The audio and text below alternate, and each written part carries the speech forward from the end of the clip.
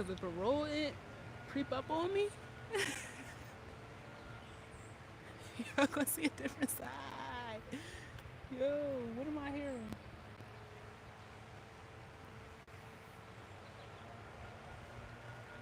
What am I hearing? What am I hearing?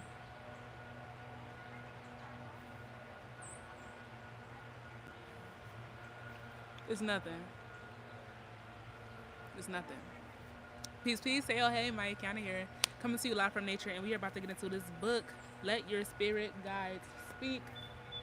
A Simple Guide for a Life of Purpose, Abundance, and Joy by Debra Landwehr Engel, author of The Only Little Prayer You Need. Now, I've already started this book, so I'm going to start where I'm at, which is chapter 3, How I Met My Guides.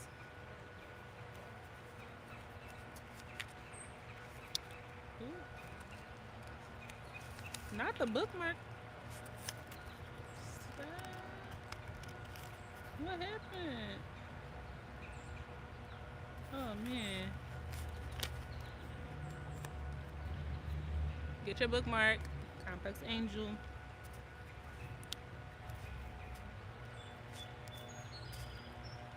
Get your bookmark. Get your books. Just tap in with Complex Angel. Tell her Maya County Central. And this is chapter 3, How I Met My Guides. When I was in 5th grade, I was invited to a slumber party. I desperately wanted just one thing. A pair let me put this down. A pair of jolly green giant slippers to arrive in time for the event. They looked like something an elf would wear. Green felt slippers with zigzag edges and turned up toes. I had ordered them through the mail with a canned corn proof of purchase label and a few cents for shipping. In my 10-year-old mind, it was very important to have those slippers for the party. They were unique and trendy, I thought, in a 5th grader sort of way. I'd be the only one at the sleepover with such cool elf wear. The slippers had to arrive by the end of the event. My mom was taking me to the slumber party at noon, so I paced the floor in my room pleading for those slippers to come. Hi! We doing live story time today. This is Let Your Spirit Guide Speak, Debra Landwehr Engel. Before we left, I was so clear about wanting them, so genuine in my request.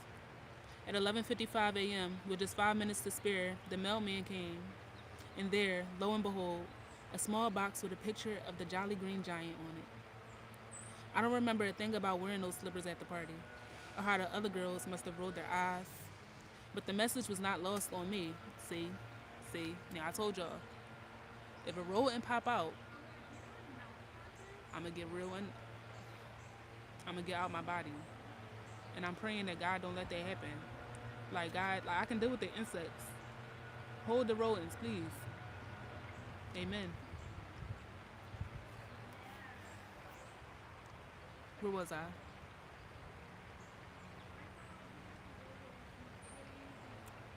But the message was not lost on me. Prayers are answered.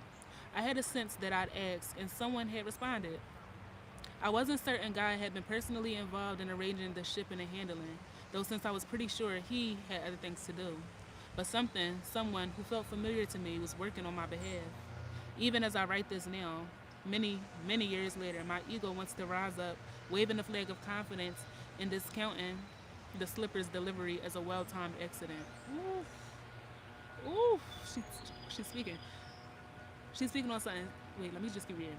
But the seed of awareness and faith that was planted all those years ago took root and has grown ever since. Sometimes it has blossomed, at times it has been dormant, but ultimately that seed has been strong enough to weather drought, hail, and fierce winds, because from that moment on, I knew somewhere deep inside that I was not alone.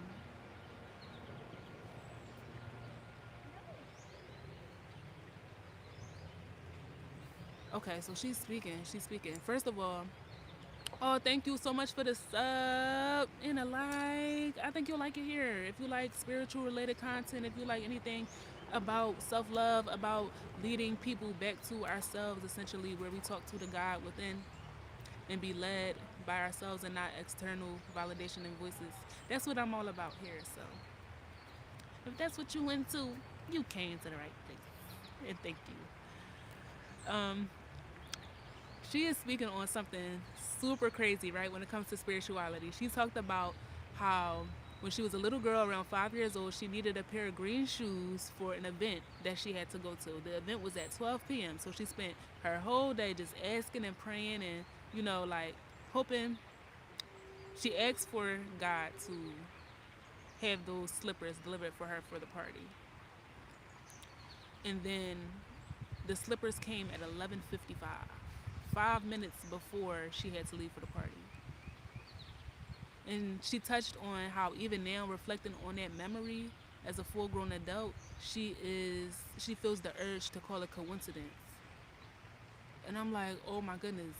You know how often we discredit our gifts and our talents and our knowledge and wisdom and shit and just call it coincidence? Like, that just blew my mind. Think about how much power you done threw out the window by calling it coincidence. Where was I? She said, I knew somewhere deep inside that I was not alone. I'm going to just read this last part one more time. But ultimately, that seed had been strong enough to weather drought, hail, and fierce winds, because from that moment on, I knew somewhere deep inside that I was not alone. We are never alone. God is always present. A few years later, when I was 16, another seemingly small miracle gave me a similar feeling of support, rescuing me from an adolescent depression. In those few short years since the Jolly Green Giant slippers, I followed the same trajectory for so many adolescents. I go on for celebrating my right to be different, to feeling disconsolate because I was different. I sat on my twin bed at home feeling terribly lonely. My brothers and sisters were off at college. The girls from my fifth grade class that long ago made other friends, and my best friend had joined the ranks of flag twirlers and softball players, groups that were not a good match for my social and physical awkwardness. Dating was out of the question. I was far too good in English class for that. Plus, I froze every time a boy came within 10 feet of me. I felt I didn't belong anywhere, and I wasn't willing to talk about my loneliness to anyone. I didn't tell my parents. I didn't tell anybody much of anything. I just listened to myself a lot, and the messages generally were not good. That particular night, I sat in my blue quilted bathrobe in on the flowered bedspread my mom had made. I was in one of the safest places on earth, in Des Moines, Iowa, as a neighborhood of tidy brick homes called Beaverdale, in a bedroom decorated with the oranges and yellows and lime greens of the early 1970s, with two parents who were good to one another sleeping a floor below me. The secure environment around me seemed inconsequential. I was so miserable. I cried before I laid out a solitaire game as a way to settle down for the night. The fact that I was playing solitaire, a game for one, was not lost on me. I said, I said what I would not have called a prayer because I didn't really pray, but it sure sounded like a prayer since it was addressed right to the heart of God. Basically, I poured out my misery, how much I felt like an outsider and a social misfit, how much I wanted friendship and a sense of connection, and mostly how much I wanted to like myself. Not just to respect my academic abilities, but to really like being me, whoever that was. Half feeling disconsolate and half feeling relieved to have shared my burden, I began playing that first game of solitaire on the flowered bedspread. I laid one column of cards on another and turned over new plays, and before long, all the cards lined up on the aces. I'd won. Great. I laid out another game, a different kind of solitaire, a little more challenging. A couple of minutes later, ta-da, everything fell into place and I won again. The third game was yet another form of solitaire. We played a lot of cards in my family. I won again. Highly unusual. Divine love rearranged me, restacking the blocks so they wouldn't tumble. Oh my goodness, this book is reading my soul right now. Why would you say that? Why would you say that? Hey, George.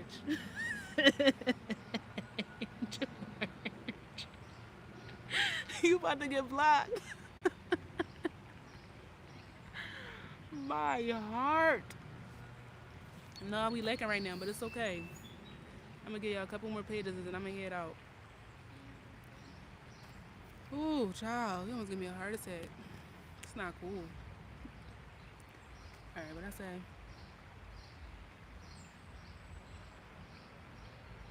Alright, this is the last page. And then I'm getting out of here because George, you did something.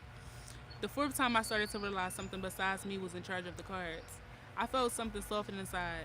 I never had a string of wins like this before. The fifth time, when all the cards lined up at the end, once again I got it. Thank you, I said to whoever was listening.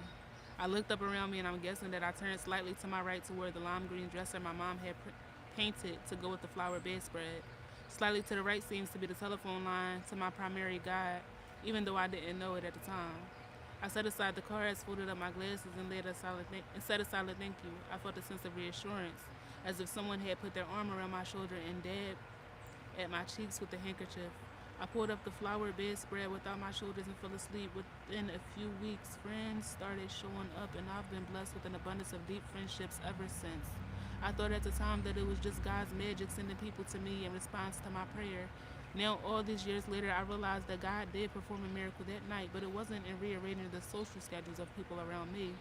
Divine love rearranged me, restacking the blocks so they wouldn't tumble. Poem. That was a poem. That was a word.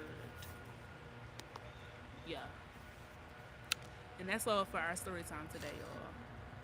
Peace, and don't forget to live in love.